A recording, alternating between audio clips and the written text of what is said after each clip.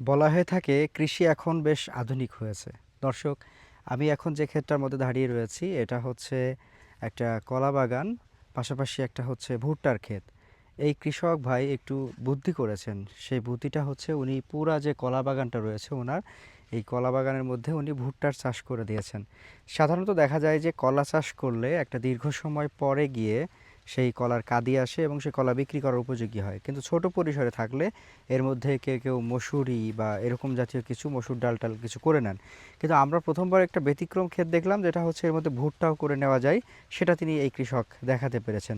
আর একটা ব্যাপার লক্ষণীয়, যেহেতু শীতের সময়, এখন শীতের সময় কিন্তু কুয়াশার একটা সমস্যা থেকে যায়, অর্থাৎ যদি কলাটা একেবারে পাকা অবস্থায় হয় তাহলে এই যে কুয়াশার যে পানিটা বা শিশির কণা সেটা লাগার পরে ওখানে ছত্রাক লাগতে পারে, যে কারণে এই কৃষক যেটা করেছেন সেটা হচ্ছে এখানে পলি ব্যাগ করে দিয়েছেন, যে কারণে এই কলার কাঁদিটাও থাকবে বেশ যত্নে। অর্থাৎ আপনি যখন যে কোনো চাষাবাদ করেন না কেন একটু হিসাব করে একটু বুদ্ধি করে তারপরে করতে হবে।